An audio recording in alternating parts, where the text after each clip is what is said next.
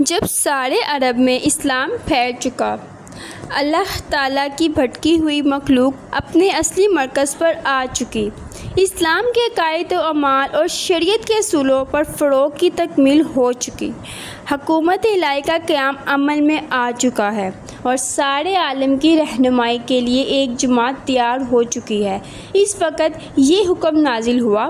ترجمہ: جب اللہ تعالیٰ کی مدد آ چکی اور تم نے دیکھ لیا کہ لوگ اللہ تعالیٰ کے دین میں فوج در فوج داخل ہو رہے ہیں، تو اللہ تعالیٰ کی حمد کی تسبیح پڑھو اور استغفار کرو، وہ توبہ قبول کرنے والا ہے۔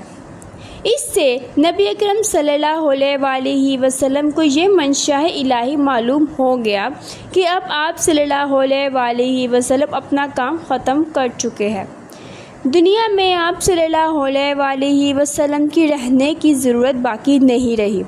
اس لیے نبی اکرم صلی اللہ علیہ وسلم نے جزیرۃ العرب کے مسلمانوں کے سامنے خصوصاً اور ساری دنیا کے لیے عموماً اسلام کی شریعت اور اخلاق کے تمام اساسی اصولوں کا اعلان کرنے کے لیے حج کا اعلان فرمایا۔ اس خبر کے پھیلتے ہی مسلمانوں کا ایک شرف حمر کعبی کے لیے امنڈ آیا اور 26 ذی القعدہ 10 ہجری کو آپ صلی اللہ علیہ وسلم مدینے سے مکہ روانہ ہوئے۔ تمام ازواج مطہرات رضی تعالیٰ عنہ ساتھ تھی۔ مدینہ پہنچ کر احرام باندھا۔ اس وقت انسانوں کے ہجوم کا یہ حال تھا کہ آگے پیچھے دائیں بائیں ہر طرف انسان ہی نظر آتے تھے۔ نبی اکرم صلی اللہ علیہ وسلم لبیک فرماتے تھے تو عام مسلمانوں کی صدائیں بلند گونجتی تھی۔ مکہ کے قریب مقام صرف میں قیام فرمایا۔ دوسرے دن غسل فرما کر مکہ میں داخل ہوئے۔ کعبہ پر نظر پڑی تو فرمایا، اے اللہ تعالیٰ اس گھر کو اور زیادہ شرف و عزت دے۔ پھر کعبہ کا طواف کیا۔ طواف سے فراغت کے بعد مقام ابراہیم علیہ السلام میں 2 گانا ادا کیے۔ پھر کوہ صفا پر تشریف لے گئے اور یہ الفاظ ارشاد فرمائے، اللہ تعالیٰ کے علاوہ کوئی معبود نہیں، اس کا کوئی شریک نہیں، اس کے لیے سلطنت، ملک اور حمد ہے، وہ مارتا اور جلاتا ہے اور تمام چیزوں پر قادر ہے، کوئی اللہ نہیں مگر وہ اکیلا۔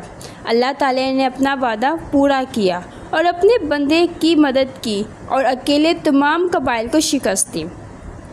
پھر صفا سے اتر کر کوہ مروہ پر تشریف لے گئے اور طواف سعی سے فارغ ہونے کے بعد ان لوگوں کو جن کے ساتھ قربانی کے جانور نہیں تھے عمرہ تمام کر کے احرام کھولنے کا حکم دیا۔ 9 ذی الحج کو نماز فجر کے بعد مسلمانوں کے ساتھ عرفات تشریف لے گئے اور ناقہ پر سوار ہو کر وہ آخری اور مشہور معروف خطبہ دیا جو تاریخ اسلام میں خطبۃ الوداع کے نام سے مشہور ہے۔ یہ خطبہ اسلامی تعلیمات کا خلاصہ اور عطر ہے۔ یہ وہ دن تھا کہ اسلام اپنے پورے جاہ و جلال کے ساتھ نمودار ہوا اور جہالت کے تمام بیہودہ رسوم مٹا دیے گئے۔ چنانچہ آپ صلی اللہ علیہ وسلم نے اعلان فرمایا، جہالت کے تمام دستور میرے پاؤں کے نیچے ہے۔ مخلوق الہی طبقات و مراتب کے امتیاز سے بٹی تھی، غلام آقا کی ہمسری نہیں کر سکتے تھے۔ لوگوں، ہاں بے شک تمہارا رب ایک ہے اور تمہارا باپ ایک ہے۔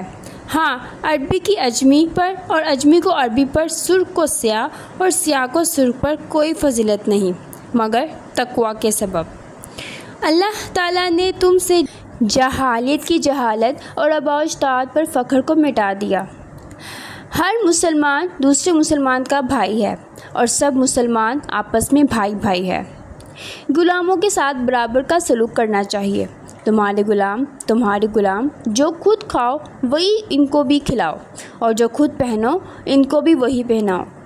عرب میں اگر ایک شخص کسی کے ہاتھ سے قتل ہو جاتا تو قاتل و مقتول کے قبائل میں پشت با پشت تک انتقام کا سلسلہ جاری ہو جاتا اور ایک ایک قتل کے بدلے میں سینکڑوں برس تک خون کی ندیاں بہتی رہتی تھی۔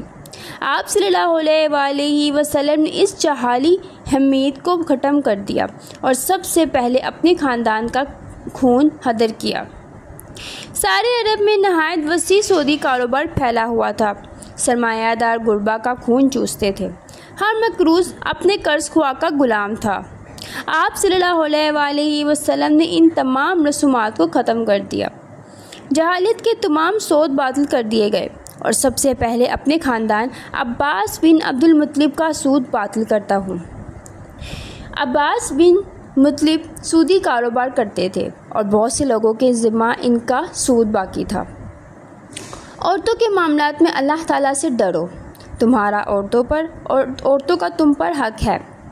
عرب میں جان و مال کی حفاظت کی کوئی ضمانت نہ تھی۔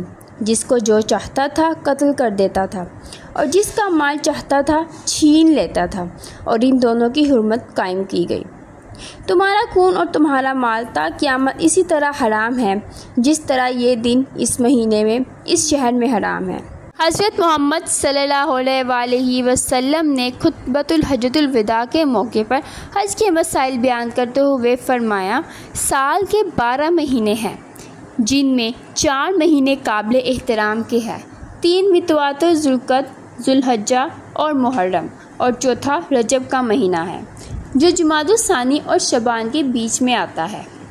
آپ نے لوگوں سے مخاطب ہو کر فرمایا، کچھ معلوم ہے آج کون سا دن ہے؟ لوگوں نے عرض کیا، اللہ تعالیٰ اور اس کا رسول زیادہ بہتر جانتا ہے۔ آپ صلی اللہ علیہ وآلہ وسلم کچھ دیر خاموش رہے، پھر فرمایا، کیا آج قربانی کا دن نہیں ہے؟ لوگوں نے کہا، ہاں بے شک۔ پھر ارشاد ہوا، یہ کون سا مہینہ ہے؟ لوگوں نے پھر اسی طریقے سے جواب دیا۔ آپ صلی اللہ علیہ وآلہ وسلم نے پھر کچھ دیر خاموشی کے بعد فرمایا، کیا یہ ذوالحجہ نہیں ہے؟ لوگوں نے کہا، ہاں بے شک ہے۔ پھر پوچھا، کون سا شہر ہے یہ؟ لوگوں نے بدستور اسی طرح جواب دیا۔ آپ صلی اللہ علیہ وآلہ وسلم نے پھر کچھ دیر خاموشی کے بعد فرمایا، کیا یہ بلاد الحرام نہیں ہے؟ لوگوں نے عرض کیا، ہاں بے شک ہے۔ جب لوگوں کے دلوں میں یہ خیال پوری طرح جاگزیر ہو گیا کہ آج کا دن، مہینہ اور شہر سب محترم ہے، یعنی اس دن اس مقام پر جنگ و خون ریزی جائز نہیں، تو فرمایا، تمہارا خون، تمہارا مال اور تمہاری آبرو تا قیامت اسی طرح محترم ہے جس طرح یہ دن اس مہینے میں اور اس شہر میں محترم ہے۔ قوموں کے لیے سب سے زیادہ تباہ کن ان کی باہمی خانہ جنگی ہے۔ ہاں، آپ صلی اللہ علیہ وآلہ وسلم نے پھر فرمایا، ہاں میرے بعد گمراہ نہ ہو جانا کہ خود ایک دوسرے کی گردن مارنے لگو۔ تم کو اللہ تعالیٰ کے سامنے حاضر ہونا پڑے گا اور تم سے تمہارے اعمال کی باز پرس کرے گا۔ یہ ظلم عالمگیر تھا کہ اگر کسی سے کوئی جرم سرزد ہوتا تھا تو سارا خاندان مجرم سمجھا جاتا تھا، اور اصلی مجرم کے فرار ہو جانے کی صورت میں باپ کے عوض میں بیٹے اور بیٹے کے بدلے میں باپ سے مواخذہ کیا جاتا تھا۔ اس ظلم کی ان الفاظ میں بے کئی فرمائی گئی ہے، ہاں مجرم اپنے جرم کا آپ ذمہ دار ہے، باپ کے جرم کا بیٹا ذمہ دار نہیں، اور بیٹے کے جرم کا باپ ذمہ دار نہیں۔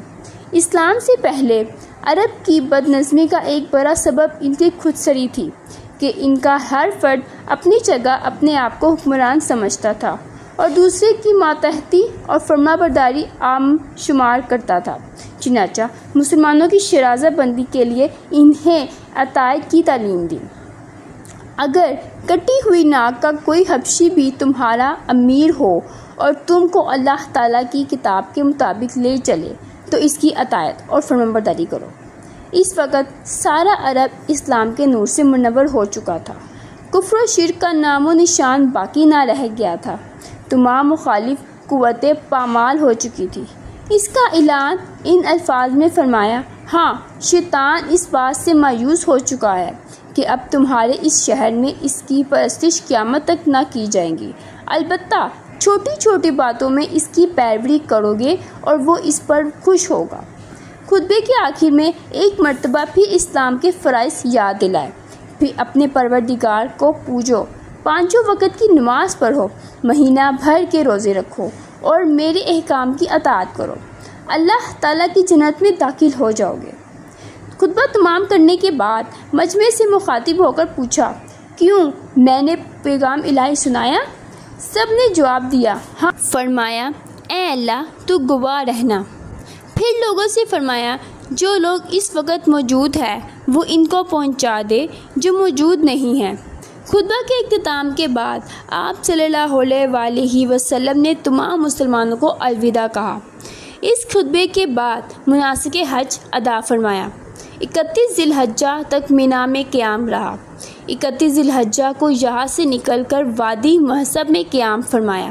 پچھلے پہر کو اٹھ کر خانہ کعبہ تشریف لے گئے اور آخری طواف کر کے وہیں سے فجر کی نماز ادا کی۔ نماز کے بعد مدینہ کی طرف کوچ فرما گئے۔